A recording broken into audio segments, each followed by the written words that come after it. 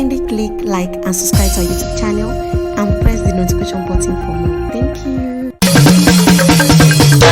Ó dáa ká wáyé ire, ká gbáyé ire, ká tún bímọ ire. Ó dáa ká wáyé ire, ká gbáyé ire, ká tún bímọ ire. Aya Adéyẹmí ó ti wáyé ire, ó gbáyé ire, ó tún bímọ ire sà. Ó dáa ká wáyé ire, ká gbáyé ire, ká tún bímọ ire.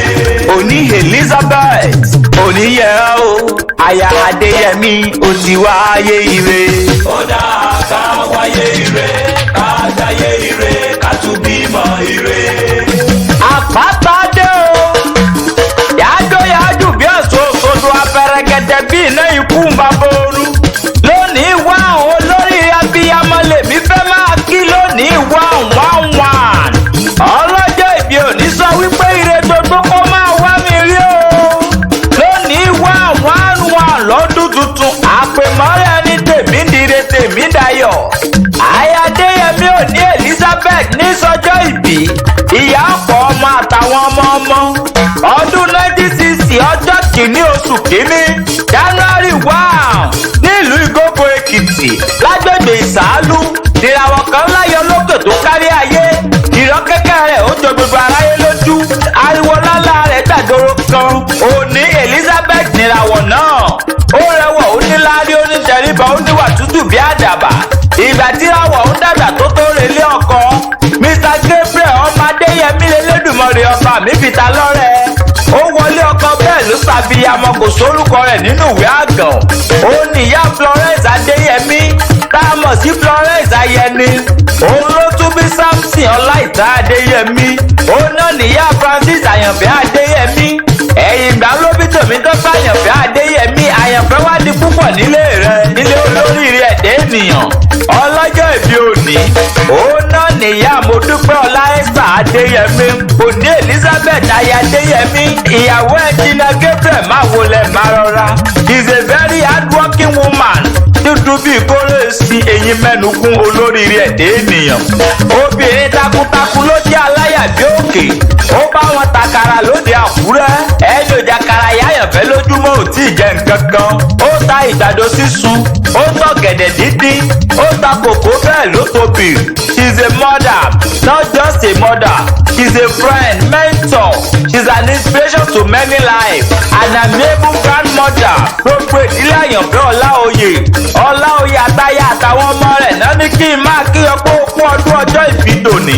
Ìlẹ́ ọmọ gbogbo òbírí, ọmọ àwòkọ mẹ́rin níbi wọ́n gbé fòrúru ọbẹ̀ jẹ́gbẹ̀rún òkèlè. Ìlẹ́ ọmọ pẹ́lẹ́ òjì àlùgángádèjì. Ọmọ ẹlẹ́kùú wẹ́lẹ́wẹ́lẹ́ ọ̀nà òsèmọ̀. Ẹ̀kún borí sadé má bùsùn rẹ̀ ní. Ọmọ amápatá ń jẹ. Ọmọ òkòtòrò òjò sọ̀pá gbọ̀nàgbọ̀nà. Ọmọ ẹdúgbọ̀nà òkè ọjà. Okú ọdún okú ìyèdún. Àṣèyí àṣàmọ́dún ṣẹ̀mí. Ọgbọ̀nrún ọdún lónìí ayé a máa fẹ́ ọ ni. Ogún ọdún lónìí ayé a máa fẹ́ ọ ni. Ẹnikẹ́ni ẹ̀dákẹ́dá tó bá ń gbèbù ìkà òun àtàwọn ọmọ rẹ̀ ni ó wù jẹ. Olúwa ti ń mẹtẹ́mi rẹ̀ fẹ́. Ìyá Àyànfẹ́ wà á pẹ́ láyé. Mo kí ọ dáadáa. Ogún ọdún okú ìyèdún. Àṣèyí àṣàmọ́dún ṣẹ̀mí. Bá a bá wá rẹ́ni tó bí yín pé ta ló kọrin ewì sínú àwo ẹ jẹ́ kó máa yé wọn pọ́nmọ kékeré kan ní àpáta ewì ní í jẹ́. Bóyin bá ṣe tó yín agbéra ó dinú afárá bá fẹ̀rẹ̀ bòjò bá ṣe tá fẹ̀rẹ̀ bòjò agbéra ó dinú sàárẹ̀ tó kọ́lé sí. Àpáta ewì mo gbéra mò ń rebi táàbò orí mi sọlẹ̀ sí níbi ojúmọ́ ti mọ́ já gbogbo ilẹ̀ kílẹ̀. Ó dáa ká wáyé ire, ká gbáyé ire, ká tún bímọ ire. Ó dáa ká wáyé ire, ká gbáyé ire, ká tún bímọ ire. Aya Adéyẹmí ó ti wáyé ire, ó gbáyé ire, ó tún bímọ ire sà. Ó dáa ká wáyé ire, ká gbáyé ire, ká tún bímọ ire. Òní Elizabeth òní yẹ o. Aya Adéyẹmí ó ti wáyé ire. Ó dáa ká wáyé ire, ká gbáyé ire, ká tún bímọ ire.